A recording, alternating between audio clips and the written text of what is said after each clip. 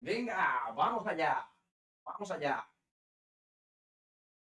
Bienvenidos y bienvenidas a esta nueva emisión de Twitch en Física sin Espinas. Vamos a ver, eso es, arriba el cheddar. Veamos, tengo tres noticias. La primera es para aquellas personas que esperen resolver ejercicios de algún entregable que tengáis entre las manos ahora. Es una mala noticia, es que no va a suceder, ¿vale? No va a suceder. No voy a resolver propiamente ningún ejercicio relacionado con ningún entregable en concreto, pero la buena noticia es que a lo mejor yo me ha llegado a las manos cierto entregable y he abstraído de ahí prácticamente todo lo que necesitamos saber para fabricarme mis propios ejemplos con esto, ¿vale? Entonces es una buena noticia combinada con esta mala noticia. Otra buena noticia es que gracias a vuestra confianza, pues he abierto otro grupo de refuerzo para física, cosa que no esperaba a estas alturas del semestre. Pero bueno, como los otros dos ya estaban pues más o menos llenos, ¿no? Para no gentrificarnos, pues hago este poquito de spam aquí, ¿no? Me podéis contactar a través de Telegram como Carlos Cactus, ¿vale? Y ahí, en Telegram, y ahí pues os puedo dar los detalles de a quien le interese un poquito más de refuerzos sin espinas en este sentido. Vale, habiendo hecho este spam, vamos ahora, vamos ahora ya con la física. Con la física. Veamos, veamos. ¿Qué cosas podemos encontrarnos en el ámbito, qué tipo de ejercicios podemos encontrarnos en el ámbito de la electrostática? Pues me he inventado yo aquí algunos ejemplos que pongan de manifiesto algunos métodos que me parecen especialmente estratégicos para acometer este tipo de desafíos de una forma intuitiva, yendo a lo llano y a la vez pues intentando tener una comprensión mínima de qué estamos haciendo, ¿no? Es decir, ir a lo esencial. Lo primero, lo primero que vamos a ver hoy de electrostática, me he dibujado aquí, son 4 o 5 ejemplos, pero creo que con eso ya llenaremos todo el metraje que quiero tratar hoy. En el ámbito de la electrostática, vamos a hablar de distribución de cargas, ¿vale? Distribución de cargas, es decir, cargas eléctricas dispuestas en el espacio. Vamos a empezar en el plano, ¿vale? Bidimensional de momento. Vamos a considerar para este primer ejemplo en el cual vamos a calcular el campo eléctrico que es una magnitud vectorial, que depende de la posición en la que se evalúa y que estará asociado a una distribución de cargas puntuales. Puedes encontrarlo así en textos de referencia o una distribución discreta. Esto es lo que me gusta, ¿eh? Una distribución discreta de cargas en las cuales las cargas van a ser estas pelotillas magnéticas que tengo yo aquí, ¿no? Pues esto será una carga, esto será otra carga y me gustaría encontrar pues dos del mismo color, por ejemplo dos amarillas. Vamos a poner dos cargas del mismo signo, aquí, otra aquí, vamos a dar una tercera carga de signo contrario, me da igual lo que sea positivo o negativo, ahora lo adscribiremos, ¿vale? Bueno, se oye bien, se ve bien de momento.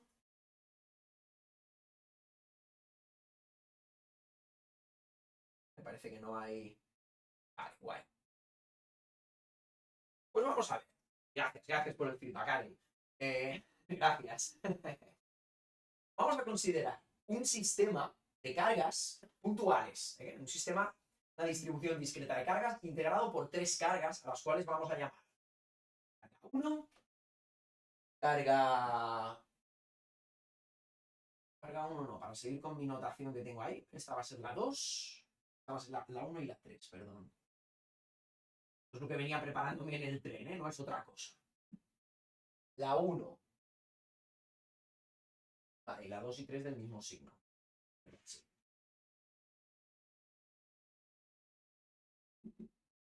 Entonces, vamos a preguntarnos, en esta distribución de cargas puntuales, le vamos a dar aquí unos valores a estas cargas, que pueden ser, imagínate, por valor de menos 2 nanoculombios para la carga 1. Para la carga 2, esto es totalmente arbitrario, me lo estoy inventando. 3 nanoculombios. Para la carga 3, tenemos 5 nanocoulombs, en coulomb. Nano por 10 a la menos 9. Vamos a asignar ahora Vamos a imponer aquí un sistema de referencia, un plano cartesiano que nos permita ubicar estas cargas y podernos referirnos a ellas, ¿no? Imagínate, por ejemplo, vamos a ubicarlo para que tenga un poquito de gracia, así. Sí, yo creo que podemos hacerlo así, por ejemplo, ¿no? Una carga 1 que se encuentre aquí. ¿Dónde es aquí? Pues imagínate que esto, me invento, por ejemplo, que fuera la posición 1, 3, siendo esto pues el eje Y, siendo esto el eje X. ¿Dónde podría encontrarse esta carga 3, por ejemplo? Pues no sé si esto es una unidad más o menos. 1, 2, 3. Se va a encontrar en pues, 3 a la derecha, 0 arriba o abajo. Y esta carga 2, pues ¿dónde podría estar? Imagínate que tuviera la misma altura, ¿vale? Que la carga 1 y la misma coordenada horizontal que la carga 3. Pues podría estar entonces, ¿no? Aquí, si esto es 1 y estos son 3, estaríamos 3 a la derecha y 3 arriba. Absolutamente arbitrario. Lo he hecho así para que me cuadre el dibujito un poco tal cual había pegado los imanes estos, ¿vale? Y entonces vamos a diseñar ahora aquí un punto, vamos a encontrar un punto, por ejemplo, aquí mismo, un punto P. Y nos vamos a preguntar, ¿cuál es el campo eléctrico evaluado en el punto P? ¿Cuál es el potencial eléctrico evaluado en el punto P? Y por último, nos vamos a preguntar por la energía asociada al sistema formado por 3 cargas. Es decir, ¿qué energía le cuesta al universo la configuración estable de este sistema? O dicho de otra manera, ¿qué energía hay almacenada en este sistema como resultado, o sea, que se liberaría como resultado de la desintegración del mismo, ¿vale? Es cuánto trabajo le ha costado al universo armar esto, yendo cargas desde el infinito, ¿no? Y vamos a intentar responder a esas 3 preguntas y vamos a incluir una cuarta pregunta. Vamos a incluir una cuarta pregunta que sea ¿qué vector fuerza experimentaría una carga puntual 4 colocada en el punto P? ¿Qué fuerza experimentaría una cuarta carga cuando yo la colocara aquí en P? Es decir, va a haber en este punto P, vamos a evaluar la influencia que ejercen ahí estas cargas eléctricas. Recordemos que las cargas son la única fuente conocida de campo eléctrico. Las líneas de campo salen de las cargas positivas y entran, por así decir, en las cargas negativas. El campo en la propia carga diverge. Ya veremos por qué luego, ¿no? Ya veremos matemáticamente por qué diverge el campo allí. Pero entendamos esto, la representación que los humanos hacemos de la magnitud física, ¿no? del campo eléctrico, es como una serie de líneas de campo que podemos entender como un campo vectorial que lo cruza todo, que lo atraviesa todo, y lo podemos entonces evaluar en un punto concreto. Vamos a ver, ¿no? Tenemos este ejemplo bastante completo. Yo creo que podemos poner aquí una carga 4 por valor de, qué sé yo, me había puesto aquí en el ejemplo, 5 nanocoulombios. Venga, pues 5. Venga. Bien. Ahora, bueno, vosotros sabéis que no soy yo muy partidario de las recetas, pero hay ejercicios como muy mecánicos que permiten, o métodos que permiten aligerar ejercicios que si no, pues pueden resultar desconcertantes al principio. Luego veréis que esta clase de ejercicios son crucigramas, Lo primero que yo necesito es una definición vectorial del campo eléctrico.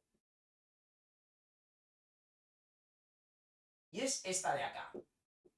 Es esta de acá.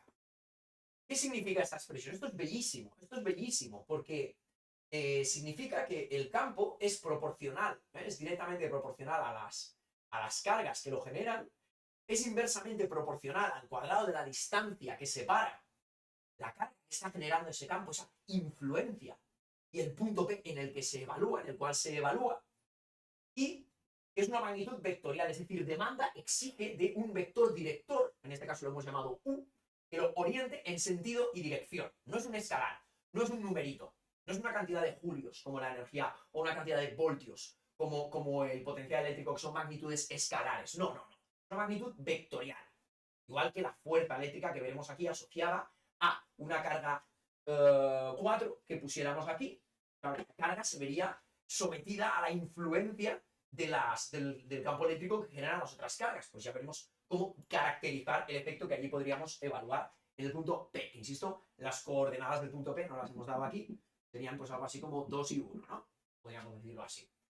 Vale, voy a ponerlo aquí por si en algún momento lo borro, ¿vale? Para que no perder trazo de esto. Entonces, tenemos una primera definición del campo eléctrico pero me he saltado aquí un término, ¿no? No he hablado de este término de aquí. Podemos encontrarlo en algunos textos de referencia como una constante K. A mí no me gusta esto de sobrecargar la notación, pero aquí sí que me parece relevante entender algo que no se explica de esta manera, creo yo, en el 90% de los textos, ¿no? Y esto sí que creo que es un valor añadido de esta sesión. Lo que estamos aplicando aquí, lo que estamos concibiendo aquí realmente, es que cada uno de estos objetos puntuales, está emitiendo líneas de campo a través de la superficie de lo que podríamos entender como una superficie virtual esférica. Esférica, en todas las direcciones del espacio, de forma simétrica, si el medio es uniforme, homogéneo, lineal, bueno, si cumple una serie de características. Imagínate lo que estamos en el vacío. ¿Tú ves que aquí hay 4 veces pi, una distancia al cuadrado? ¿Ves? ¿Qué es 4pi de cuadrado? Es la superficie de una esfera. Estamos distribuyendo la carga, la magnitud de la carga, a lo largo y ancho, a través de la extensión de la superficie de una esfera. Si entras en la Wikipedia y buscas ley del cuadrado de la distancia, verás que es genial, porque hay una animación, ¿no?, que nos deja ver cómo, a partir de una fuente que podemos considerar puntual, podemos imaginar esferas concéntricas que tienen como centro esa fuente puntual de líneas de campo, y cómo esas líneas de campo se van diluyendo a medida que la distancia entre esa fuente puntual de campo y la superficie de la esfera en la que se evalúa ese campo aumenta. Y aumenta con el cuadrado de esa distancia. Es decir, si yo tengo aquí esta carga, ¿vale? Tengo aquí esta carga, y está metiendo líneas de campo a un punto a una distancia L, imagínate que ahí su influencia, el valor de esa influencia E es E, un campo por magnitud de E. Si yo duplico esa distancia a 2L, bueno, esto no es el doble ni queriendo, pero bueno, más o menos, ¿vale? Aquí. En este nuevo punto, yo no encontraré la mitad de... Hemos dicho que cuanto más lejos esté la fuente de campo del punto en el que se evalúa, pues más diluido llegará allí el campo, porque estoy más lejos. Claro, lo razonable sería decir, oiga usted, pues mira, ¿no? E medios, no, cuidado, esto se diluye con el cuadrado de la distancia.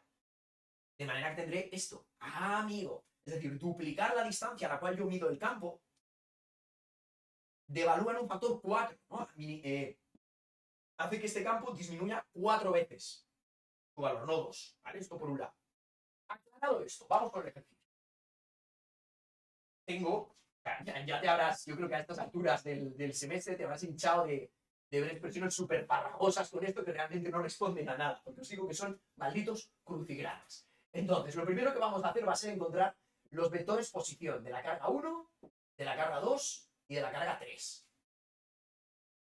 Esto en este caso lo tenemos, lo he puesto yo aquí, lo he puesto yo aquí ya, como he hecho el dibujito así sobre la marcha, pues también me interesaba a mí tener una descripción clara de esto, ¿no? Pero fijaos, este vector de aquí, 1, 3, lo podríamos entender de esta manera. Una unidad hacia la derecha en la dirección Y, que vamos a entender así como la base del espacio, que es un espacio plano, solo operaremos en Y y en J, entendiendo que todo lo que vaya en Y va paralelo al eje X y todo lo que vaya en J va paralelo al eje Y, ¿vale? Es decir, Y pequeñas son las componentes horizontales, J son las componentes verticales. Entonces yo podría decir que el vector posición de esta primera carga es 1, 3, ¿eh? Una vez en Y, 3 veces en J, 3 unidades en J, ¿eh? No entraremos hoy en por qué se definen, o sea, a qué responde esta base. No vamos a demostrar la base de este espacio, ni mucho menos.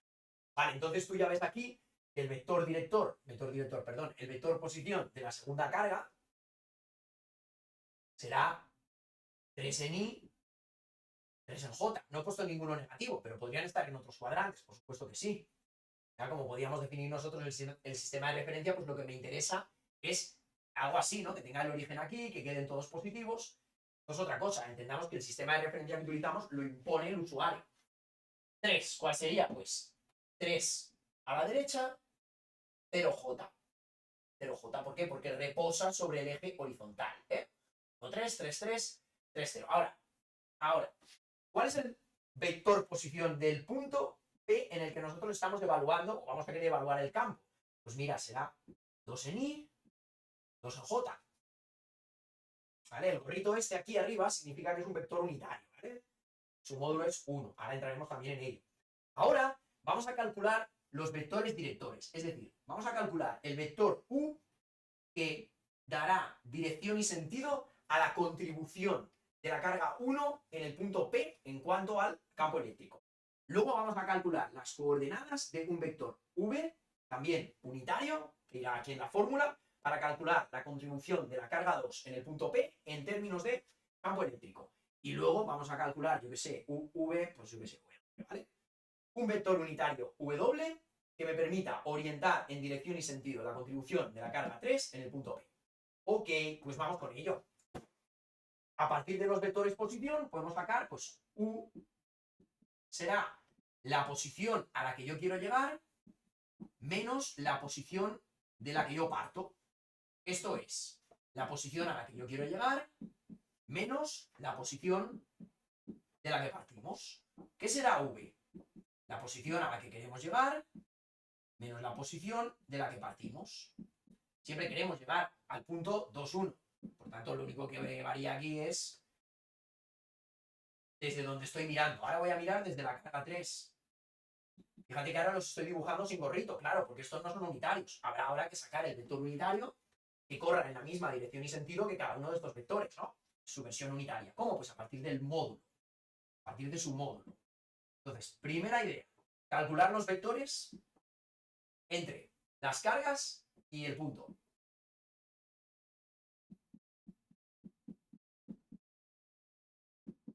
Bien, pues vamos a ver cómo queda esto. 2 menos 1, 1.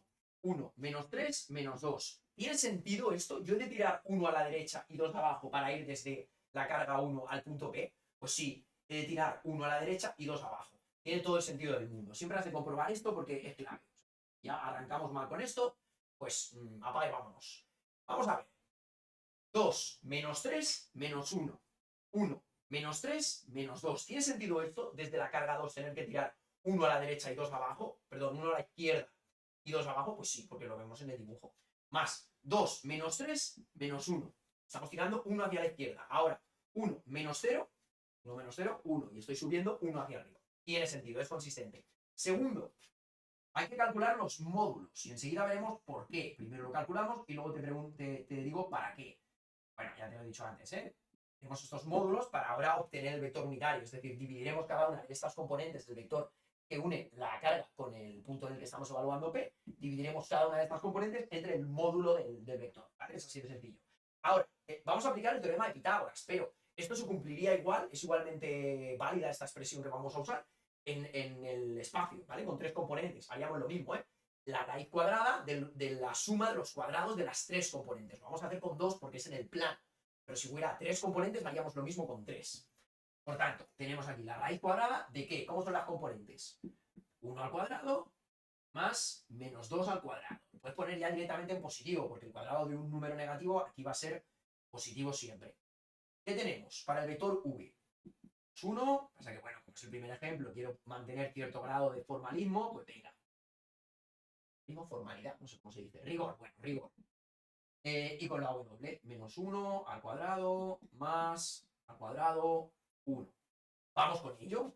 ¿Qué tenemos aquí? 1 al cuadrado, 1. ¿Qué tenemos aquí? Un 4. Esto es raíz de 5. Eso significa que hay una flechita que mide raíz de 5 apuntando entre Q1 y P.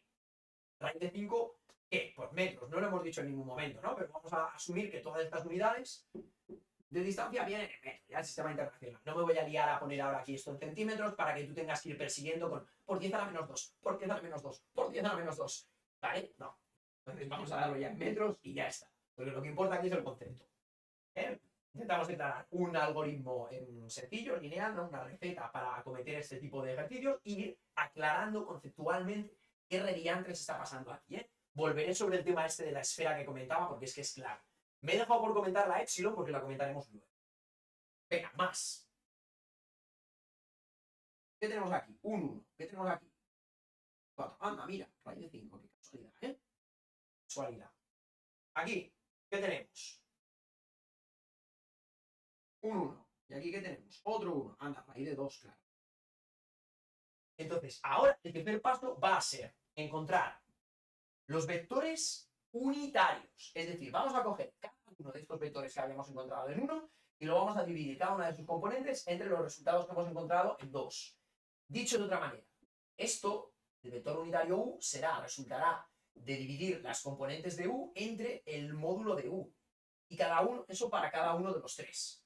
¿Qué tenemos entonces? Pues que tenemos que dividir 1 entre raíz de 5 para encontrar esta primera componente, 1 partido raíz de 5 es la primera componente, y la segunda componente es menos 2 partido raíz de 5.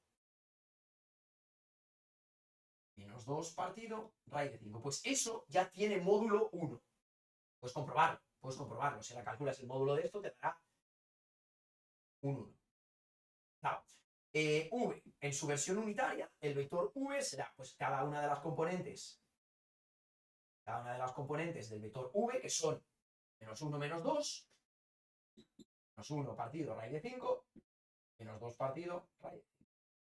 Lo mismo, pero con W, una de las componentes del vector entre el módulo del vector. ¿Cuáles son sus componentes? Menos 1, 1. Por tanto, menos 1, 1. ¿Cuál es su módulo? Raíz de 2. ¿Vale? La primera componente versa siempre paralela, discurre paralela a I. La segunda componente es la componente J. Latina J. Pues ya está. Estos son los 3 primeros pasos. Ahora que ya tenemos esto, vamos a ver qué principio físico estamos utilizando aquí, ¿no? Bueno, físico. ¿Qué principio analítico estamos aplicando aquí? Pues el principio de superposición, ¿vale? Hasta esta cinta. El principio de superposición nos dice que el efecto global que medimos en tu física en un lugar, en el punto P, por ejemplo, se puede entender como la suma algebraica de las contribuciones aisladas de las fuentes que allí contribuyen, ¿no? Es decir, no sé por qué está tan... Me ha hecho frío, no sé. A veces con la temperatura la tinta se resiente, pero... Es decir, de acuerdo al principio de superposición, la cantidad de campo evaluado en P responde a la suma de 3 componentes. Una imputable, atribuible a la carga 1, otra atribuible a la carga 2 y una tercera componente atribuible a la carga 3. Es decir, esta expresión la vamos a aplicar a cada una de las cargas. ¿Bien? ¿Dudas hasta aquí? Voy a parar un segundito, bebo agua, os miro a ver qué me decís por ahí.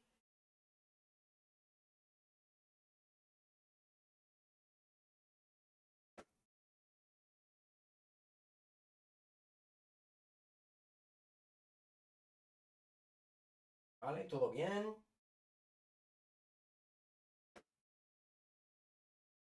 Es que llevo más lag del que yo esperaba, ¿eh? Por eso...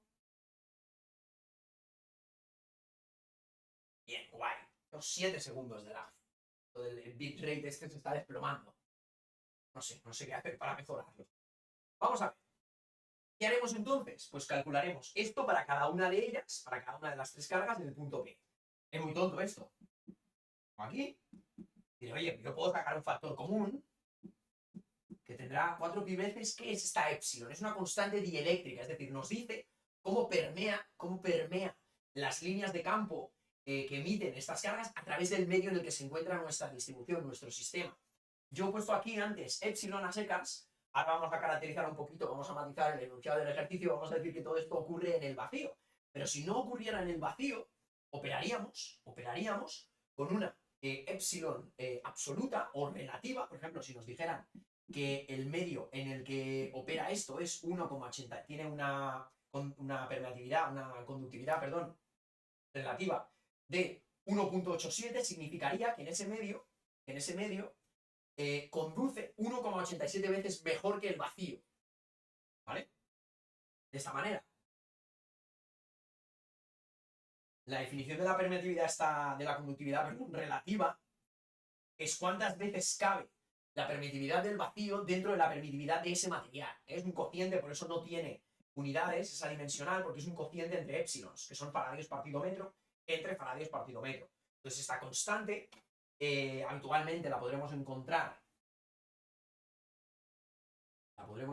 como 8,85 por 10 a la menos 12, ¿vale? Ya luego la usaremos, la escribiremos, intento escribir el mínimo número de veces ese número en la pizarra porque ocupa mucho. Y intento ahora sacar factor común porque también ocupa mucho esta expresión, ¿no? Entonces, vamos a ver si tenemos todo lo necesario para tirar adelante nuestro ejercicio, ¿no? Yo necesito ahora, saco como factor común este primer término y voy a calcular la contribución de la carga 1. Pues tendré la carga 1 dividido entre la distancia entre el punto 1, o sea, entre la posición de la carga 1 y el punto P en el que evalúo. Pues eso será, lo llamaremos distancia 1 al cuadrado. Multiplicado por qué? Por el vector director que hemos encontrado aquí. Lo mismo para la carga 2, pero llamaremos distancia 2, que será, pues, la medida esta de aquí. ¿Con qué coincide eso? Con el módulo del vector al cuadrado. Al cuadrado. Entonces es aquí, es llegados a este punto donde hay un montón de textos que se lían y entonces empiezan a poner aquí que si aparece un cubo aquí dividiendo, porque entonces saca como factor común del vector director una vez más esto y lo combina. Olvidaos de todas esas historias. Esto es mucho más sencillo, mucho más elemental que todo eso, cuando nos centramos en qué dice realmente esto. Lo que está diciendo esto es, hay una carga que emana una serie de líneas de campo que vamos a distribuir en la superficie de una esfera. Fin. Es que es bellísimo, es bellísimo. Luego vamos a dimensionar la densidad de esas líneas de campo, la fuerza con la... No, la fuerza no. La intensidad con la que se distribuyen, de acuerdo con una constante que caracteriza las propiedades eléctricas del medio. Que si es más permeable o menos permeable a este tipo de influencia eléctrica, el material a través del cual discurren estas líneas. Volviendo aquí, ¿qué tendremos? Pues un vector unitario V más vector, no es una omega, eso es una W, perdón. Ahora sí me gusta. Entonces, esto es lo que vamos a tener. Y ya creo que escribí. ¿Qué hago ahora? Pues mira, me pregunto, oye, ¿tenemos todo lo necesario? ¿Seguro? No nos falta nada. Claro, los valores de las cargas los tengo ahí anotados. Voy a sacar ahora como factor común un 10 a la menos 9 por este enano. Yo vendría aquí y diría, oye, ¿qué valor tiene la carga 1? Pues menos 2, menos 2 por 10 a la menos 9 coulombios. Ya todo un sistema internacional de entrar aquí, muy importante, por favor. Claro, ¿esta viene en nanocoulombios? ¿Esta viene en nanocoulombios? Sí. ¿Y la 3? También. Pues vamos a sacar ya ese 10 a la menos 9 aquí delante para no tener que escribirlo 3 veces, ¿vale? Por economía de pizarra. Es importante para mí que más de 2 pizarras no nos ocupe un ejercicio, ¿no? Para que puedas seguir.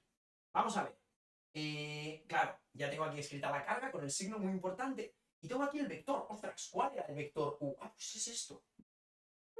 Vamos a darnos aquí otro nivel. Es esto.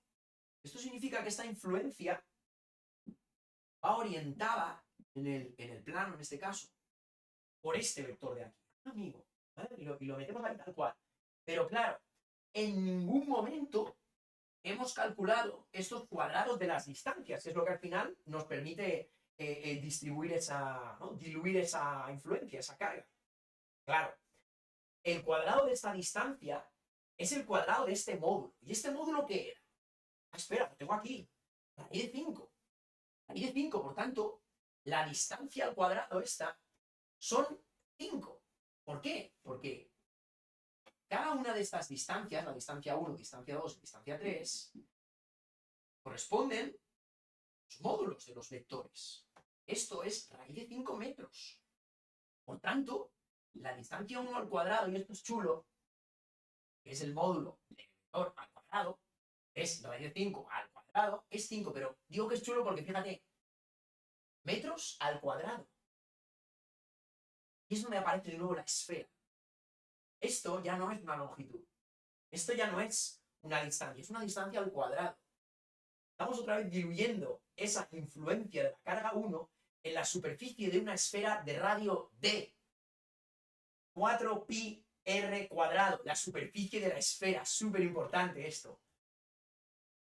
Y no lo veo escrito en muchos textos. Es como, bueno, ¿de dónde sale lo del 1 partido 4pi? Ah, bueno, da igual, es la fórmula.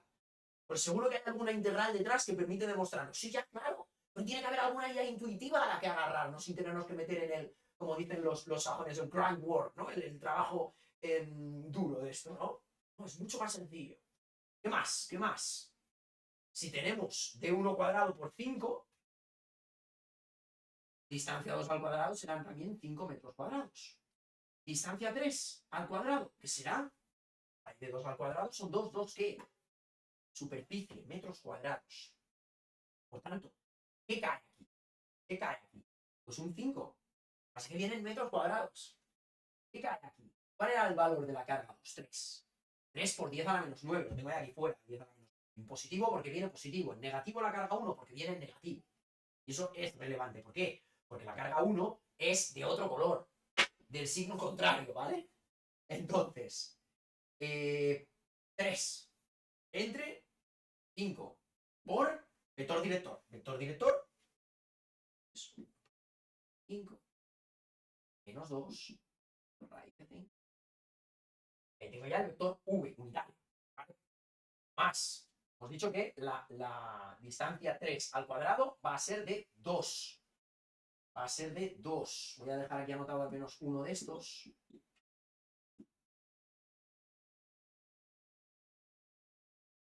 Para que te quede como referencia. Más. Carga 3, 5. 5 ¿qué? 5 nanocoulombios. De nuevo, el 10 a la menos 9 está sacado ahí como factor común. Dividido entre ¿qué? El módulo de 2 al cuadrado. Un 2. Meto ya aquí directamente el vector director, que es 1 partido raíz de 2. 1 partido raíz de 2. Bien. Vamos a comprobar que esto esté bien. A la izquierda y para arriba. Sí, esto parece bueno, ¿eh?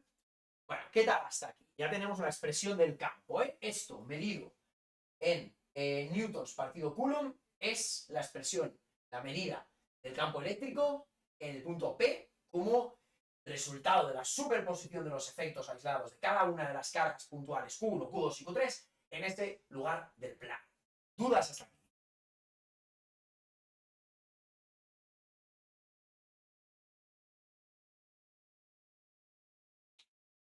Qué guapo.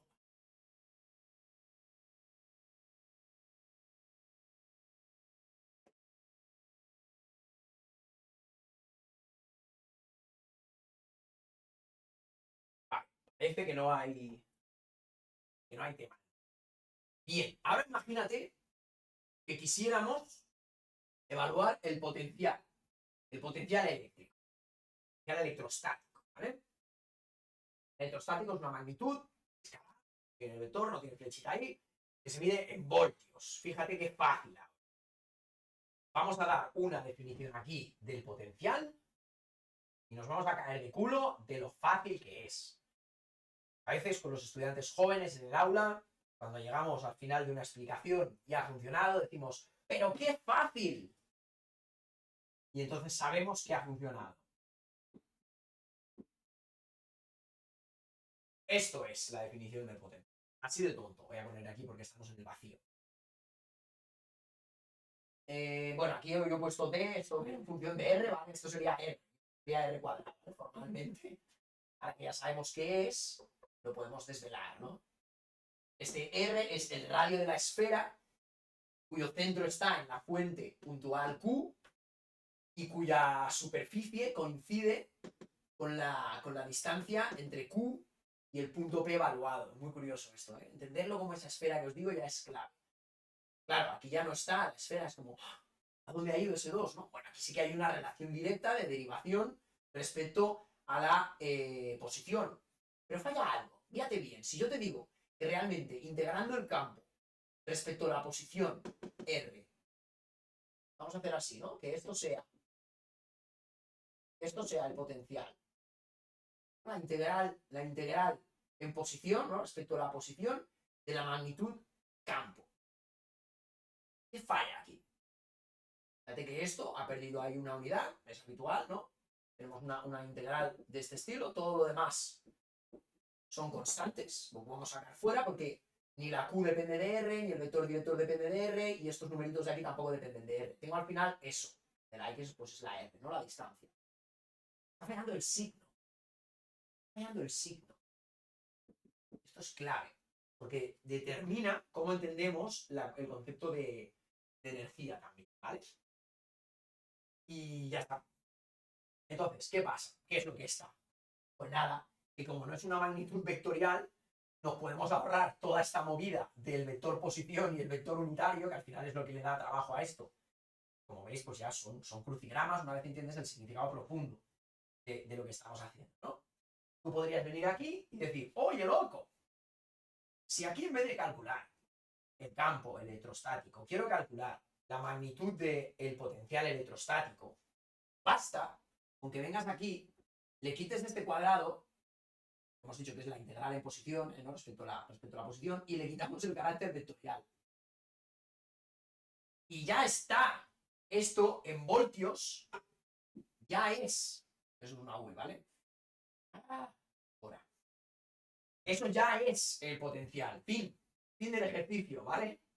Tenemos 2. Entonces, ¿cómo lo corregimos aquí? ¿Cómo lo corregimos? Pues decimos, le quitamos la magnitud vectorial.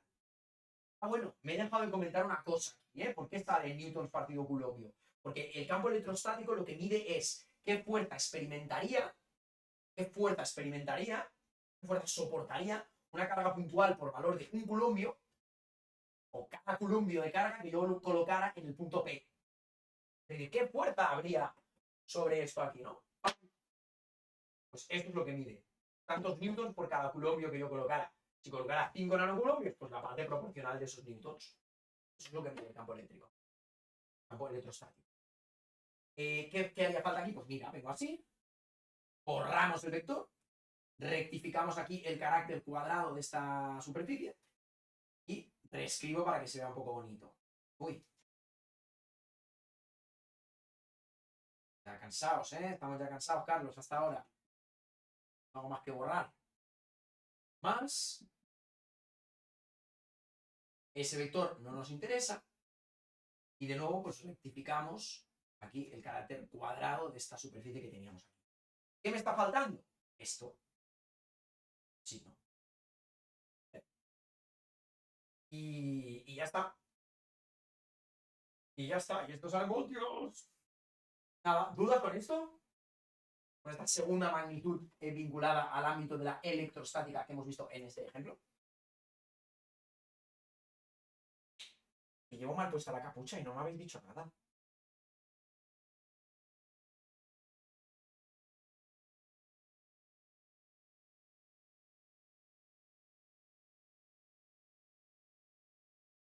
Vale, ok. Bellísimo, gracias, gracias. Yo también creo que es bellísimo. No, yo, esto. Por mala letra que haga uno allí en la pizarra, ¿no? Entonces, claro, ahora vamos con una un poco tricky. Tricky, ¿cómo se dice? Se dice esto en castellano. Traviesa, ¿no? La idea esta de la energía electrostática almacenada en esta distribución de carga. Igual tenía que haberme ahorrado para este primer ejemplo haber puesto solo 2 cargas, pero qué sé yo, hijo mío. Qué sé yo. Claro, fíjate.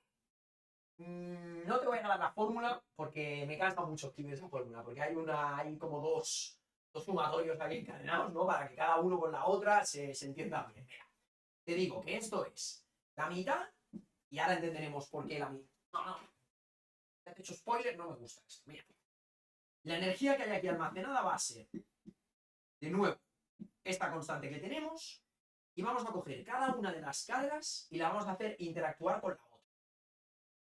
¿Qué responde esto? Voy a borrar. ¿Puedo borrar esto?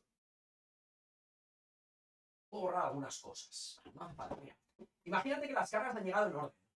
Imagínate que las cargas no están. El papel está vacío. Y desde un punto, desde el infinito, desde un punto alejado infinito, yo de alguna manera consigo tirar de la primera carga y hacer. La traigo por un camino, da igual el camino, y esto es relevante, da igual el camino. Y la coloco en ese punto. Me ha costado un trabajo. Me ha costado energía desplazar esa carga. Y ese trabajo que me ha costado es proporcional a la distancia que ha recorrido la carga, ¿vale? Ahora imagínate que traigo desde ese mismo lugar infinito una segunda carga. Vamos a tirar de ella. Ahora me está costando más En realidad me está costando menos. ¡Uy! ¡Qué bien! ¡Qué bien! Me está costando menos. Me está costando menos. ¿Por qué creéis que me está costando menos? Porque este punto está sensiblemente más cerca del infinito. Me está costando menos porque a lo largo de esta trayectoria, a través de la cual hemos arrastrado la carga 2 hasta su posición deseada aquí en 3,3, en todos estos puntos de su trayectoria había alguien más que nosotros tirando de ella. ¿Qué era? El vector campo eléctrico que ejercía allí en cada uno de los puntos de esa trayectoria la carga que ya tenía en el sistema. ¿Por qué me está ayudando? Porque como son de signos distintos hay cierto vector de atracción, no hay una fuerza que tira hacia allá. Claro. Qué curioso, ¿eh? Pregunta. Para yo traer otra, ¿me va a costar más? ¿Me va a costar menos? Bueno, pues habría que analizarlo. Lo que está claro es que si yo traigo ahora, pues por ejemplo, por esta trayectoria aquí, hasta... si yo hago que esta tercera carga recorra esta distancia hasta este punto, donde yo la quiero, a lo largo de toda la trayectoria, esta carga estará sometida a la fuerza que resulta de la influencia de las otras dos cargas en cada uno de esos puntos. Y ya digo fuerza. Es decir, estas cargas ejercen una influencia en forma de campo eléctrico que se convierte en fuerza efectiva cuando colocas un objeto cargado en cada uno de esos puntos. ¿Consistente esto? ¿Tiene sentido para ustedes esto?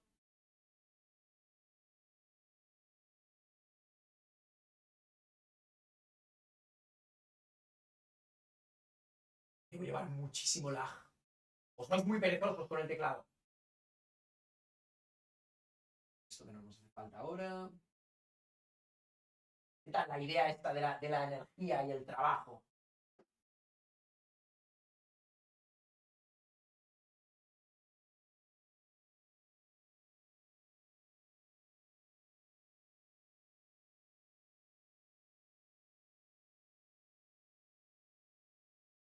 Bueno, vamos a ver, mira. Entonces, yo tengo que coger y estimar de aquí de alguna manera la influencia que la carga 1 tiene sobre la carga 2.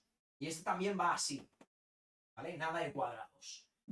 Pero claro, la carga 1 también está incidiendo sobre la carga 3 y va así. Entonces ya tengo aquí gestionadas las dos influencias que hace la carga 1 en el proceso de construcción de este sistema de tres cargas, claro.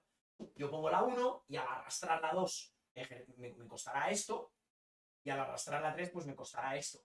¿Por qué no hay ninguna influencia de la carga 1 sobre la carga 1? ¿O por qué no hay un término antes de que llegue la carga 1? Porque realmente, en un universo vacío, yo puedo mover cualquier carga sin que esté sometida, a ningún... Gracias por el feedback. Blocknut. Sin que esté sometida a ninguna influencia exterior. Pero realmente cuando yo la he arrastrado, ¿no? Sufriendo tanto, realmente estaba sufriendo cero. Porque no está sometida a la influencia ni atractiva ni repulsiva de ninguna otra carga. Porque hemos diseñado un universo ficticio en el que no hay ninguna otra carga. Eso no es así en la realidad. Porque ya os digo que el campo eléctrico es una magnitud que lo atraviesa todo. Y lo que los humanos hoy en día nos ha enseñado la mecánica cuántica, lo que los humanos hoy en día entendemos como electrón, es ¿cómo se dice? Un signo de resonancia o de interferencia constructiva en aquellos puntos del espacio y del tiempo en que el campo eléctrico es especialmente intenso. Y decimos, ahí hay un electrón. Pero es una manifestación de este principio de superposición, a través de un tejido, por así decir, que lo cruza todo, ¿no? Que es el campo electrón. ¿No? Esto ya entraríamos en el modelo estándar que se dice de la materia, ¿no? Pero bueno, esto ya son matemáticas que me exceden totalmente. Venga, vamos con esto, que es muy, muy sencillito. Ahora, la carga 2 ejercerá una influencia sobre la carga 1. Claro, sí, pues a medida que la carga 2 se manifieste en este universo, desde ese lugar irá ejerciendo influencia contra la carga 1. Vale. Pero es que además, la carga 2 también, posteriormente, cuando la carga 3 se manifieste, pues tendrá que dar cuenta de esto de alguna manera. Pero claro, la carga 3 también influirá sobre la carga 1 y también influirá la carga 3 sobre la carga 2. Es recíproco, ¿no? Claro, pero aquí me salen como términos de influencia ida. Como yo tengo la 1 con la 2 Pues con la 1. Con la 1 con la 3. 1 con la 3. Claro, ¿cómo es esto, no? Entonces yo tengo que considerar la mitad de los pares. Es decir, tendría que coger esto y multiplicarlo por un medio. Porque este término ya es la influencia establecida entre 1 y 2. Ya es una influencia mutua. Entonces hay dos posibilidades. O calculas todos los pares y luego lo multiplicas por 2, o sea, por un medio, ¿vale? Pues que no te lo recomiendo porque es absurdo. O literalmente descartas aquellos pares repetidos. Y te quedas solo con los 3 que corresponden. De esto. Es mucho mejor esta segunda aproximación, ¿no? Aquí haces así y ya tienes aquí codificada la energía. 2. Pues aquí si quieres, pues yo que sé, puedes sacar factor común la D. Esto ya se medirá en julios. Ya se medirá en julios, ¿vale? Ahora, aquí habrá textos que encontrarás que te lo ponen en negativo. Vamos a ver. Hay dos definiciones estándar, ¿no? Una sería, pues, la energía que has consumido, que le cuesta al universo generar este sistema, pero lo habitual es considerarlo desde la perspectiva del sistema. ¿Qué pasa? El sistema gana energía cuando se van configurando estas interacciones, ¿no? Pues configurar las interacciones cuesta energía. Pues podemos entender esta energía en positivo como el gasto. Es que no me gusta la palabra gasto, hablando de energía no es muy así, ¿no? La inversión, la inversión de energía que requiere la configuración de este sistema. En definitiva, esto se calcula así, tiene un sentido que se calcule así, ¿no? ¿Veis de dónde viene ese un medio de todos los pares que podamos encontrar? Y ya está. Tendríamos con esto el tercer apartado. ¿Vale? Y en tiempo, mira, tengo los 8 minutos para hablar de la fuerza. Voy a dedicar la primera horita a este ejemplo y ahora pues media horita al teorema de Gauss. ¿Vale? Tenemos aquí pues eso, ¿no? 4 de los 5 o 6 ejemplos que quería tratar. Entonces, ahora, aquí diremos, bueno, qué jaleo, porque la fuerza vuelve a ser otra magnitud vectorial. Vaya desastre. Esto es muy tonto, fíjate, la fuerza se cumple, y aquí segunda ley de Newton. Segunda ley de Newton. Carga veces el campo. Ya está. Si yo tengo una expresión que me da el valor del campo en aquel punto, la fuerza que experimentará una carga 4 colocada en el punto P, se cumple que el vector posición de P coincide con el vector posición de la carga 4, es decir, yo vengo aquí y pongo una... ¡Ay! No tengo otra amarilla, bueno, da igual, imagínate que esta es del mismo color, el color que fuera. La pongo aquí. ¿Qué pasa? Que yo lo que hago es hacer efectiva la fuerza en potencia que había almacenada en el campo. ¿En qué factor? Pues estamos escalando el campo en un factor Q. Es decir, el campo se volverá Q veces. Se volverá Q veces, es decir, la magnitud de la fuerza que experimenta la carga Q proporcionada a la magnitud de la carga y a la magnitud del campo evaluada en esa posición. Podemos resumirlo así. Y ya está, pues tú vendrías aquí y dirías, oye, tenemos aquella expresión de antes en newtons partido culo. Yo la he borrado, no estaba ágil y tenía que haber, ¿no?, aprovechado la expresión del campo para calcular la fuerza directamente. No lo he pensado bien. Tenemos aquella expresión, ¿no?, del chorito largo que nos determina el valor en newtons partido culo, con magnitud vectorial, sentido y dirección, en I y en J, para el campo eléctrico. Lo multiplicaríamos con el valor de la carga. Fin del asunto. Toda aquella expresión tan gordota que teníamos almacenada ahí en la calculadora, por ese valor. Fin, ya tendrías la fuerza. Y esto te sale en newtons. ¿Por qué? Porque si yo pongo newtons partido coulomb, que es campo, lo multiplico por carga, que es coulomb, el coulombio, queda newton. Entonces esto te da una magnitud vectorial, sentido de dirección, que sigue el sentido de dirección del campo sorpresivamente, que solo puede matizar en sentido y no en dirección el signo de la carga Q. Si fuera una carga negativa, pues le pongo así. ¡Pum! Y esa fuerza irá en contra de las líneas de campo, de la dirección de las líneas de campo, del sentido de las líneas de campo del punto P. ¿Dudas con la movida de la fuerza? Claro, claro. Es que lo que comenta aquí el compañero Electrodo no es que a muy grandes rasgos sea algo como un campo gravitatorio. Es que cuando tú entras en la Wikipedia, leyes del cuadrado de la distancia, la disipación del sonido en el espacio sigue esto. La dilución del campo gravitatorio en el, perdón, de la fuerza, sí, de la fuerza gravitatoria en el espacio sigue esto. O sea, que todo es lo mismo, todo es lo mismo. Hay una ponencia muy interesante, bueno, es una maravilla, de Richard Feynman, ¿no? Que habla sobre precisamente la expresión del campo gravitatorio. Y es que habla constantemente de las superficies de esas esferas, ¿no? Que comentamos todo el tiempo. Y os recomiendo mucho que busquéis, ¿no? Richard Feynman, Gravity Force, y no sé si es del 49 o del 53, no lo sé. Pero es una gozada, es una gozada. Bueno, vamos a ver. Pasemos ya a otra abstracción. Sí, es que es elegante no lo siguiente, o sea, es que es el epítome de la elegancia, ¿no? Yo hace tiempo que me dedico a la poesía escénica, ¿no? Y últimamente me dicen mis amigos, oye, tío, que ya no escribes, que ya no haces poemas. Yo le digo, no, al contrario, yo hago más poesía ahora que nunca. O leo más poesía que nunca. Que leo cada vez más cosas de estas. Y es que es muchísimo más lírico. Porque la belleza adopta unas formas muchísimo más precisas.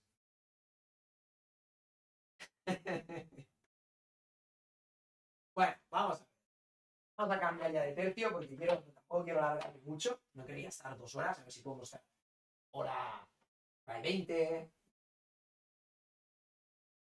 Vamos a ver. Yo creo que con esto ya hemos dado ¿cómo se dice? Un empuje fuerte a la movida esta. Mira, vamos a hablar ahora, hemos hablado de distribuciones discretas. Vamos a hablar ahora de distribuciones continuas. Esto que ves aquí, tampoco quiero ahora traerlo al tema este del... Esto no es una pipa, ¿vale? Esto es el dibujo de una pipa. No voy por ahí. La movida es, esto de aquí no va a ser un hilo de corriente, no es un hilo de corriente.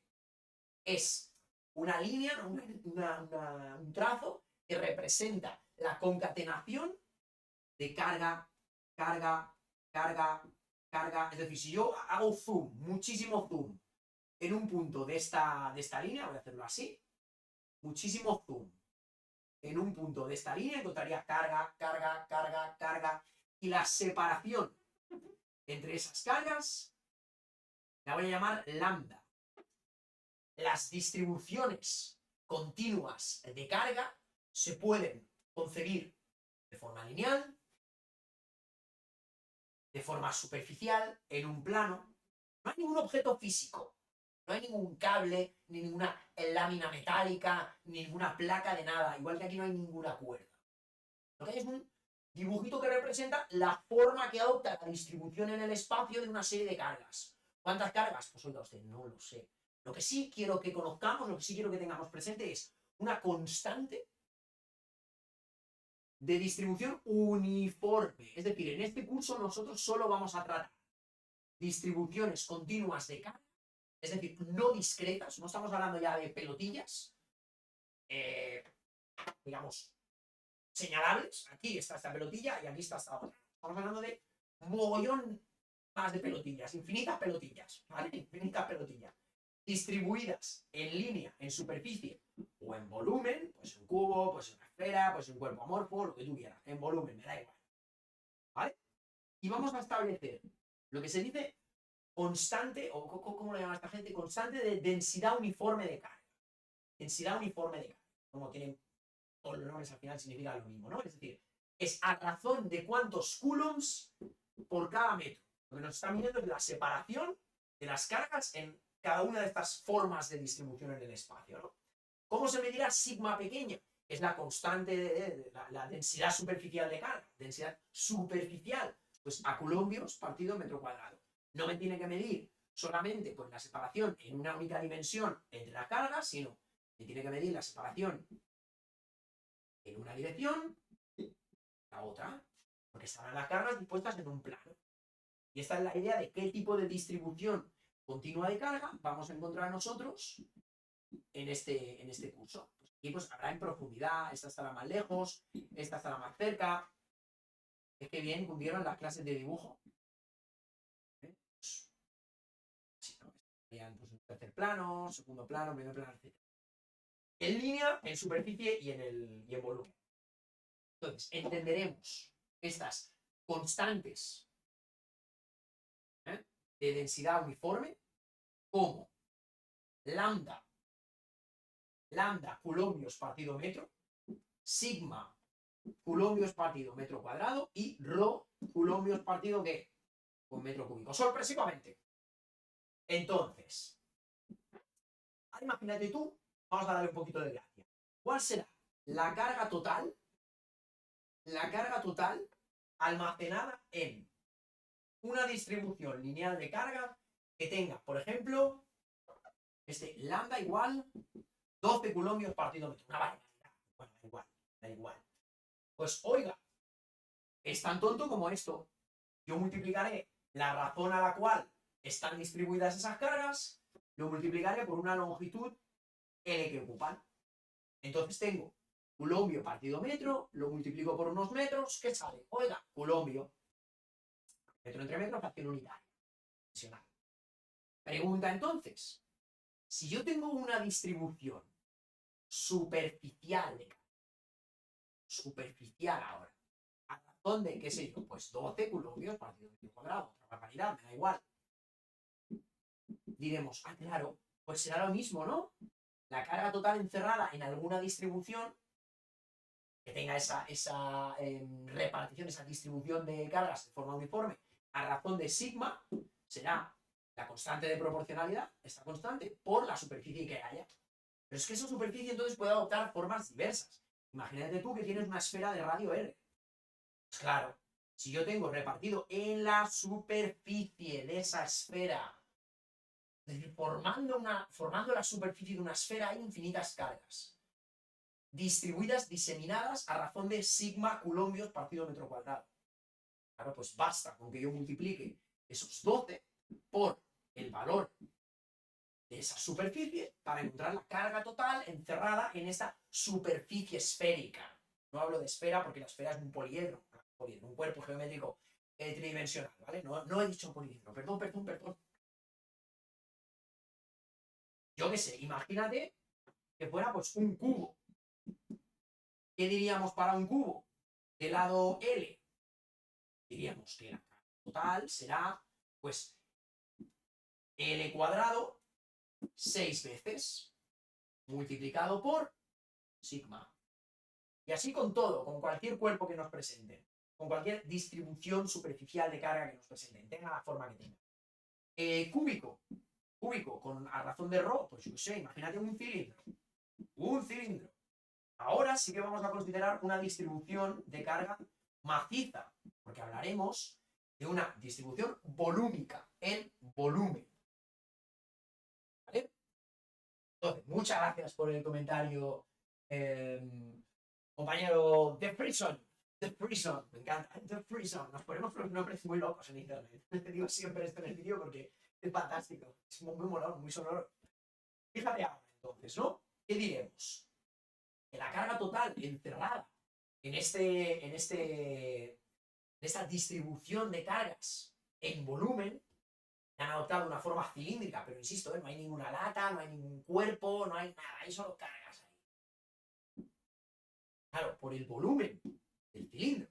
El volumen del cilindro nace de multiplicar por una dimensión h, que es esta altura. No sé por qué lo he desplegado. Bueno, lo he desplegado porque yo estoy pensando ya en el ejercicio siguiente. Tenemos el área de la base, la superficie de la base, será pues la superficie de un círculo, a razón de pi r cuadrado, y lo escalaremos en una tercera dimensión. Claro, un cuerpo bidimensional lo multiplicamos por una tercera dimensión, saldrá un objeto tridimensional. Claro, en volumen 3D, de aquí diré, oiga, la altura h por pi r cuadrado. Vale, y esto en cuanto a, esto todo sale en coulombs, ¿no? Porque aquí tendría pues coulomb partido metro cúbico por la cantidad de metros cúbicos que aloja el volumen del cilindro. Esto en cuanto a cómo tratamos las distribuciones continuas. Y dirás, ¿por qué te has enrollado tanto con esto? Porque es clave para entender lo que llamaremos el miembro de la derecha. Siempre suena esto. El miembro de la derecha del teorema de Gauss, que es a lo que vamos a dedicar los próximos 20-25 minutos. Y ya, despido hoy. Despido hoy porque tengo... Uy, no. son sí, 25 minutos de calle, porque a las 8 tengo clase. ¡Vamos! Entonces, voy a ir directamente a lo que me ocupa. Esto va a ser desafiante. Teorema de Gauss. Carl Friedrich Gauss, el tío de la barretina. El teorema de Gauss opera con dos magnitudes que nosotros no hemos introducido aún. El teorema de Gauss dice, esto es phi mayúscula, el flujo de campo electrostático a través de una superficie cerrada S, agarraos fuerte ahora, es la integral cerrada a través de esa superficie S de un producto escalar entre dos vectores, un producto puntito entre dos vectores. ¿Cuáles vectores? El vector campo y un vector que me estoy inventando aquí sacando de la manga, que es el vector diferencial de superficie, que ahora veremos lo que es. Esto Gauss lo asimila a... Bueno, no exactamente, el teorema de Gauss no habla de cargas, ¿vale? Esto es la aplicación del teorema de Gauss a este análisis electrostático. Gauss estudió los campos vectoriales. Entonces se dio cuenta de que si aislábamos las fuentes de carga, en este caso las fuentes de campo, dentro de una superficie cerrada, podíamos simplificar mucho el análisis, ¿no? Dividido entre la conductividad eléctrica de ese medio, la permitividad eléctrica del medio, ¿vale? Exactamente, pero por aquí va la cosa. Vale, si aún no se ha explotado la cabeza, vamos a hacer que explote. Consideremos la siguiente distribución de carga. Una esfera. Luego la haré con un cilindro, muy brevemente. Una esfera. Con radio R. Y ahora vamos a ponerle colores. Vamos a calcular el campo eléctrico que genera una distribución de carga superficial. Vamos a hacerlo superficial, para que no nos explote la cabeza. ¿Para qué tenía yo anotado aquí en el ejemplo?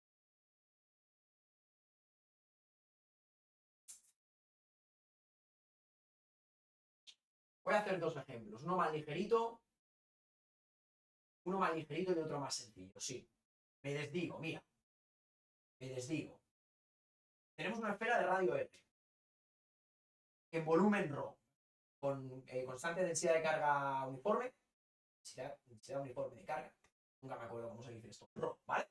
A tantos coulombios por cada metro cúbico. Pregunta, ¿cuál es esa constante misteriosa tal que el flujo de campo electrostático evaluado a través de esta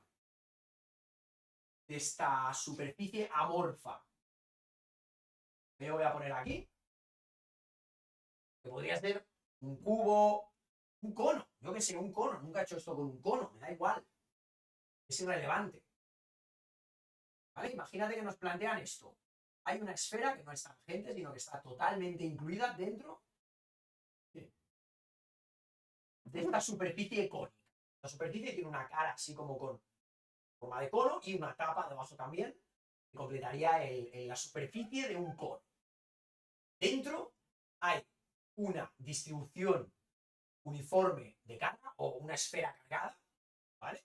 A razón de ρ coulombios por metro cúbico y tiene un radio R. Pregunta, ¿cuál es esa constante de carga?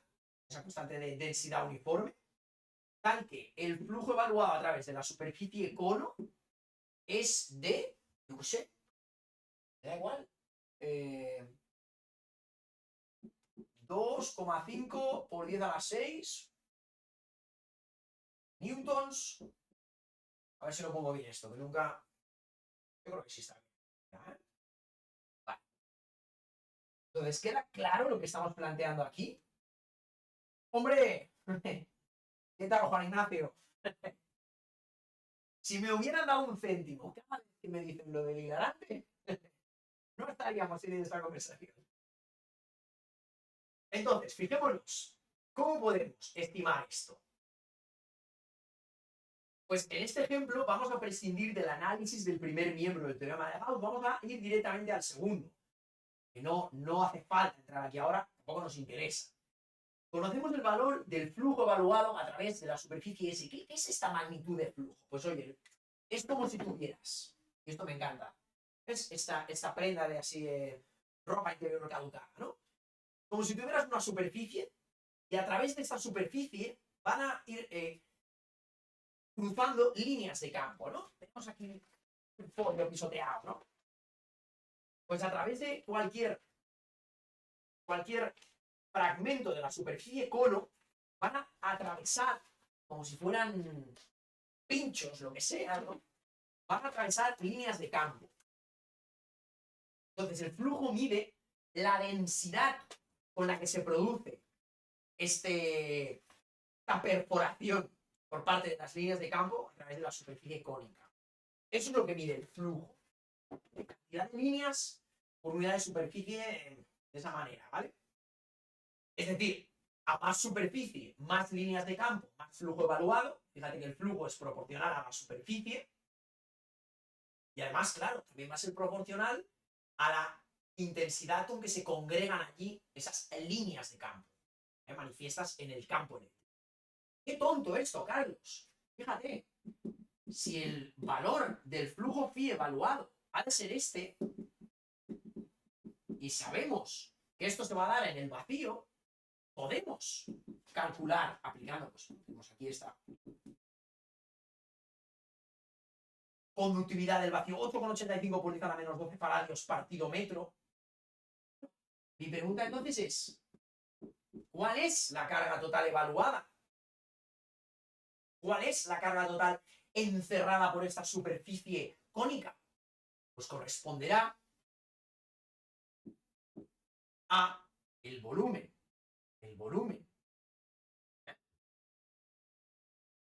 de esa esfera multiplicado por esta constante, que es lo que deseamos calcular. Entonces basta ahora con acudir a la definición del volumen de la esfera y decir, oiga, este numerito que me han dado lo multiplico por esta constante que conozco y lo divido, estoy aislando aquí ya directamente para abreviar un poquito,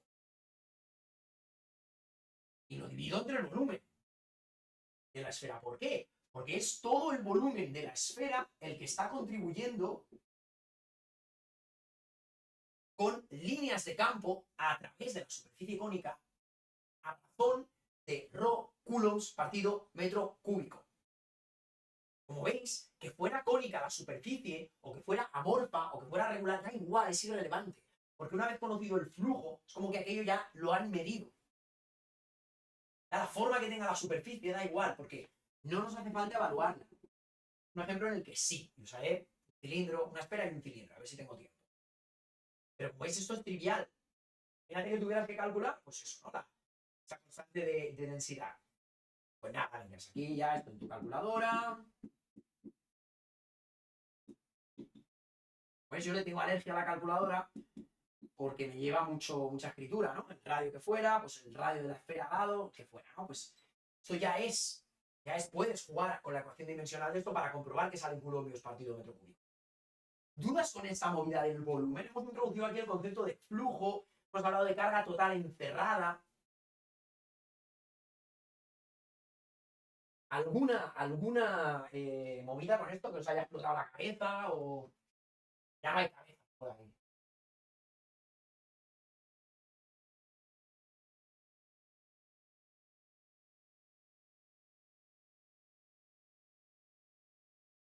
Más cansado de lo que parece, probablemente. Esto ya...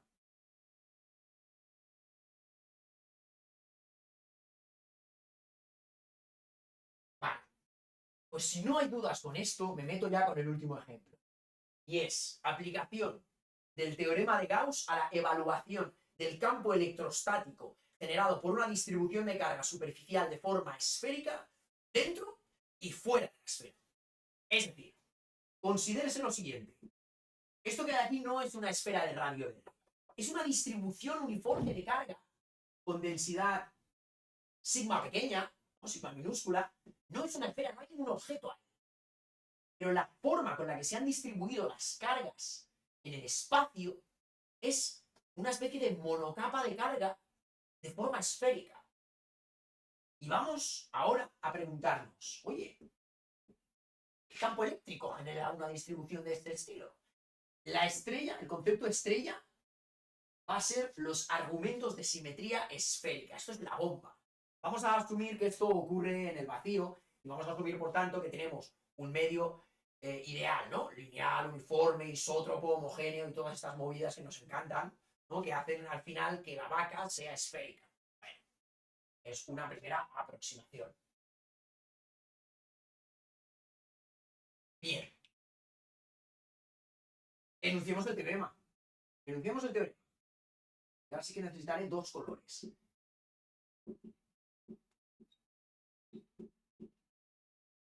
Me falta, por tanto, definir una magnitud. En este caso, este S, ¿cómo voy a hacer esto? Voy a hacer así. Quiero esto de otro color. Y enseguida veremos por qué quiero esto de otro color, ¿eh?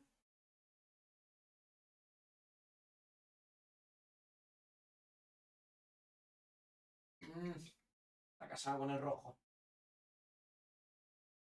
Vale.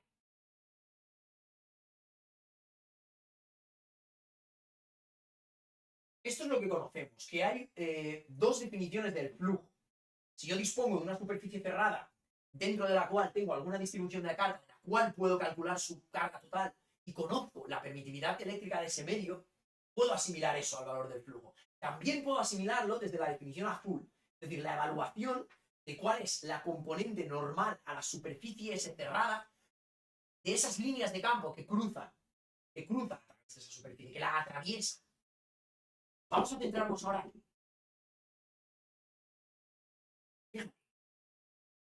Lo primero que hay que definir es una superficie cerrada S, que voy a llamar superficie gaussiana azul, y la vamos a elegir estratégicamente de forma esférica. Vamos a diseñar, digamos, una especie de jaula de puntitos, ¿vale? De jaula que envuelva la distribución de carga que existe en el sistema. Insisto, en mi mundo, en el mundo de Carlos, en el mundo común de los humanos, esto es un dibujito en una pizarra. Pero en el universo del problema, la distribución de carga continua de forma esférica existe y es un objeto real, es una distribución uniforme de carga real. En cambio, esta jaula gaussiana de color azul es para nosotros, para ti, para mí, una entelequia matemática, algo virtual, y en el universo del problema también lo es, no forma parte de la distribución de carga. Es muy importante esto. Y es que este objeto lo estamos imponiendo nosotros, no forma parte del sistema de la distribución de cargas, ¿vale? No es como que hubiera dos esféricas concéntricas, no. Es decir, vamos a imaginar una segunda esfera concéntrica a la primera. La ponemos nosotros, no está ahí. Un objeto matemático, bien dentro del problema. Entonces, primera pregunta. ¿Tú conoces la definición de producto escalar? Este producto escalar que hay aquí dentro de una integral aparentemente amedrentadora, ¿no? Aparentemente muy complicada, tiene aquí un producto escalar. Tú conoces la definición del producto escalar. Es el producto de los módulos de los dos vectores que estás multiplicando por el coseno del ángulo que forman. Amigo. Pero claro, ¿qué rediantres? Si este vector es el vector campo, este segundo vector, ¿qué es? Pues mira, yo creo que esto te va a encantar. Imagina una superficie, forma que tenga, me da igual. La superficie puede tener una curvatura asociada, sea gaussiana o no, chiste de matemáticos. Estas líneas de campo van a cruzarla formando un ángulo. Formando un ángulo. ¿Vale? Nosotros vamos a comparar ese ángulo con el que cruzan las líneas de campo con otra magnitud distinta que se llama diferencial de superficie. Es decir, a cualquier superficie se le puede asignar una flechita, un vector que la representa. Que la representa en magnitud, a mayor superficie, más longitud de la flechita, pero que la representa también en dirección. De modo que la flechita asociada, el vector asociado a una porción de superficie, tenga la extensión que tenga, sea siempre perpendicular a esa superficie. Es decir, si yo tengo una superficie cualquiera, yo puedo ir cogiendo porciones de esta superficie y sacar de aquí unas flechitas, unos vectores, a los que llamo vector superficie. De modo, y esto es muy importante, de modo que el vector superficie sea siempre perpendicular a la superficie que representa. En dirección. Lo que me interesa ahora más es la dirección. A medida que yo haga chiquitines estas fracciones de superficie, pues hablaré del vectorcillo diferencial de superficie, pero eso es trivial. Tú ya lo entiendes. Y esto es clave. Esto es clave porque mucha gente se confunde al principio y dice, claro, pues, ¿cómo va a ser? ¿Cómo va a formar un ángulo, una línea de campo con una superficie? Claro, no es que forme con la superficie, es que lo forma cierto ángulo, la línea de campo que venga por aquí dentro. La línea de campo es una consecuencia de la presencia de cargas y por eso la pintaré de color rojo. Formarán un ángulo, las líneas de campo que crucen y ese vector superficie. ¿Cuál ángulo? Este. ¿Vale? ¿Era clara esta idea de esa magnitud, de este concepto del vector diferencial de superficie como representante de una superficie? Feedback.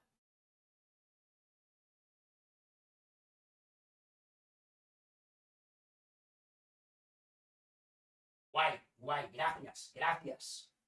Loca, eres mi persona favorita. De los próximos 10 minutos eres mi persona favorita. Entonces, pregunta, y aquí es donde entran el tema este de los argumentos de simetría esférica.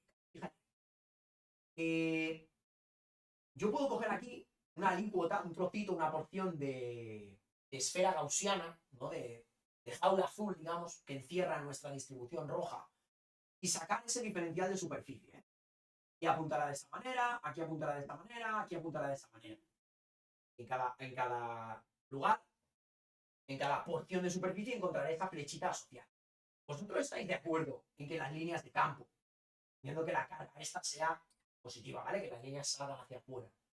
¿Tú estás de acuerdo en que cada una de estas superficies existirá una línea de campo más o menos intensa, me da igual, la magnitud del campo, pero que será paralela a ese diferencial de superficie? Y puedo asegurar esto porque tanto la jaula azul como la distribución roja son esféricas. Son esféricas y son concéntricas. De modo que estos argumentos de simetría esférica permiten hacer lo siguiente. Imagínate, si yo estuviera aquí, me tapara los ojos y un demonio viniera y girara esto.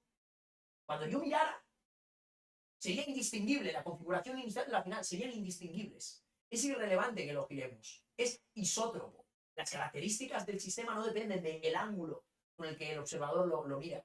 Eso es la isotropía, ¿no? Entonces, si esto lo podemos asumir como válido, tú estarás de acuerdo que en toda la superficie azul, toda la esfera gaussiana azul, ese ángulo es cero. Son vectores paralelos.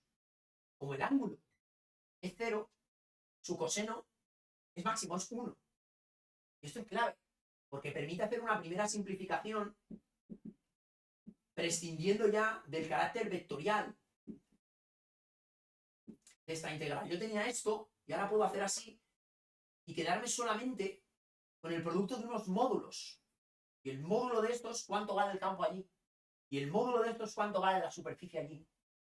Ahora veremos cuánto es. Porque aquí queda multiplicado por 1. Ese 1, pues lo voy a omitir como coseno de 0 es 1. De alguna manera lo que estamos haciendo es quedarnos con las componentes normales, quedarnos con las componentes que efectivamente cruzan ¿no? Las líneas de campo que cruzan normales a la superficie azul. Y esto ya lo podemos igualar. ¿Okay? Ahora veréis por qué hay diferentes colores. Vamos a hacer la segunda y última simplificación de esto, y es, de nuevo, por argumentos de simetría esférica. Si aquí viniera un demonio y nos girara esto, vosotros estáis de acuerdo en que independientemente de dónde miremos, si yo lo miro aquí, o lo miro aquí, o lo mire por donde lo mire, la densidad de líneas de campo es la misma, porque es un sistema uniforme en cuanto a la intensidad del campo. Por todas estas ventanitas, el campo es igual. ¿Por qué? Porque en este punto, la misma carga está a la misma distancia que este punto, que en este punto, que en este punto. Y como la magnitud del campo solo depende de la magnitud de la carga y de la distancia a la cual se evalúa, pues va a dar lo mismo. Esto permite entender, por argumentos de simetría esférica, que esta E, este campo, es uniforme. es que es homogéneo en el espacio, ¿no? Es que tiene el mismo valor independientemente del punto en el que se evalúe. Uniforme. Es uniforme. Como es uniforme, pues es una función de la superficie, yo estoy integrando respecto a la superficie, puedo hacer así, sacarlo como una constante fuera. Y ahora, amigos y amigas, es cuando desmontamos esto. La integral de la superficie respecto al diferencial de superficie, que es la maldita superficie. ¿Qué forma tiene la superficie azul que estamos considerando? La superficie de una esfera. 4πr cuadrado. Hemos hablado todo el tiempo de esferas hoy, pues ahora lo aplicamos a la simetría. Claro, esta jaula le vamos a dar un radio gaussiano azul RG. Y esto ya es el resultado del análisis del miembro de la izquierda del teorema de Gauss aplicando los argumentos de simetría esférica. De modo que si yo me pregunto ahora cuál es el valor del campo evaluado de la distancia a la cual se evalúa, puedo aislar. Si todo esto es lo que daba el miembro de la izquierda y en el miembro de la derecha tengo esto, basta ahora con dividir entre esto en ambos miembros para sacar esto. Por tanto, estamos a un paso ya de conocer el valor del campo eléctrico a una distancia R gaussiana, una distancia de radio gaussiano, un punto P, en el que nosotros deseáramos conocer la contribución de esta distribución allí. Dicho de otra manera, como esta distribución no son pelotillas puestas en un plano fáciles de analizar en términos de posición o distancia respecto a la cual se encuentra el punto en el que yo quiero conocer el campo, ¿qué hago? La envuelvo con una superficie virtual que coincida, que corte con ese punto, de manera que P pertenezca a la esfera gaussiana azul. Y aquí, por argumentos de simetría esférica, encontramos una superficie que en todos sus puntos tiene la misma intensidad de campo. Gracias a esto. Claro, esto no es extensible y generalizable. Tú has de poder aplicar argumentos de simetría, de ser pues una esfera o un cilindro, ni siquiera un cubo, porque en las aristas, o sea, en los vértices del cubo, no están a la misma distancia del centro, ¿no? Pero de momento vamos a quedarnos hoy con este ejemplo de la simetría esférica y ya otro día haré el del cilindro que tenía pensado, ¿vale? Entonces, terminamos aquí. ¿Qué pasa? Si yo evalúo el valor del campo, ahora le vamos a dar el carácter vectorial de forma cualitativa. En un punto, a una distancia RG que es mayor que el radio de la esfera R, encuentro esto. Pero claro, no tengo caracterizada la carga total encerrada en la jaula azul. ¿Cuál es el valor? Pues mira, oye, ¿no? Si esta es una distribución de carga en superficie, basta con que yo multiplique esa constante por la superficie de la esfera R. ¿Y la superficie de la esfera R cuánto valdrá? La esfera roja, ¿cuánto valdrá? Pues tendré esto. Sigma veces, 4pi veces, el valor de R rojo al cuadrado. ¡Ole, loco! Y ya lo tienes. ¿Entiendes el valor que tiene el uso de los dos colores ahora? Porque uno, el color azul, refiere a las entelequias, a los artilugios matemáticos que hemos impuesto para analizar el sistema. Y de nuevo estamos diluyendo la contribución de carga en la superficie de una esfera. Es que es constante, es que es una locura esto. Es Jumanji, ¿vale? Los argumentos de simetría es una pasada, porque permiten la simplificación terminal, absoluta, de complejidades altas. Entonces aquí, pues como tú entenderás, esto es una fracción unitaria, y estos dos componentes de aquí, ¿a qué nos remite? Bueno, pues que hay un cociente de radios, ¿no? Tengo aquí la superficie, 4πr cuadrado, tengo aquí la superficie, 4πr cuadrado. Yo puedo llegar a afirmar lo siguiente. En un punto fuera de la superficie gaussiana esta, ¿cuán fuera? Pues a una distancia por valor de radio azul. Encontraremos sigma partido Está epsilon sub 0, que podría ser sub 0, como que no. Si el medio fuera la lava, pues la constante dieléctrica de la lava. ¿Vale? Y este cociente. Uy, perdón.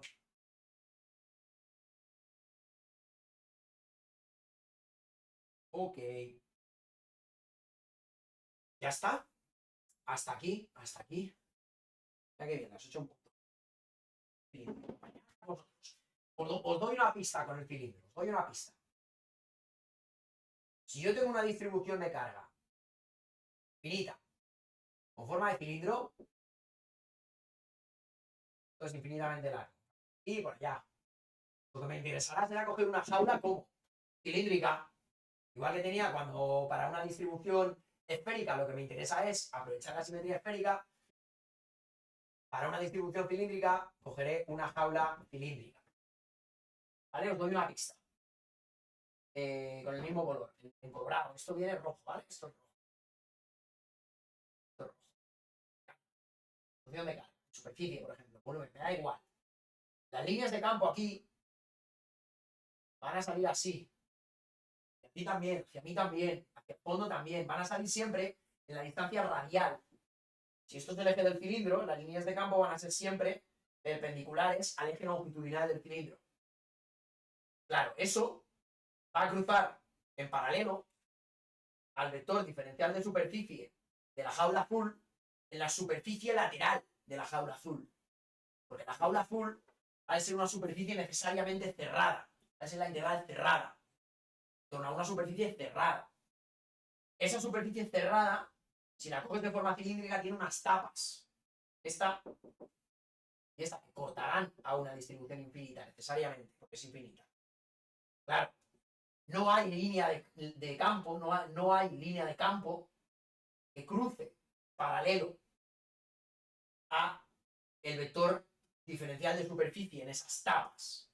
De manera, en un cilindro, lo que tendrás es en la cara lateral del cilindro, el vector diferencial de superficie de la jaula azul va a discurrir siempre de forma paralela a las líneas de campo que la cruzan. Sin embargo, las tapas de esta jaula azul que tú te pones, para poder analizar esto y simplificar en virtud de los argumentos de simetría cilíndrica infinita, va a ocurrir el complementario. Es que serán perpendiculares. ¿Por qué? ¿Por qué? Porque a la distribución de carga le da igual cómo pongas la jaula. En las tapas, el diferencial de superficie corre así. Pero allí, la línea de campo continúa siendo en la misma dirección radial respecto al eje longitudinal del cilindro. Y eso es dramático. Por tanto, aquí, en la cara lateral del cilindro, sí habrá componente maximizada de este producto escalar. Será máximo su valor, porque el coseno de ese ángulo vuelve a ser 1. Pero aquí que tenemos el producto escalar de dos vectores perpendiculares, ¿cómo es ese producto escalar? Nulo. ¿Por qué? El ángulo que forman es 90 y el coseno de 90 es 0. Con esto nos despedimos hoy. Cuídense mucho. Cuídense mucho, que eso ya es mucho. Venga, chao, chao. Muchas gracias. Cortamos grabación. ¡Cortamos! ¡Corten!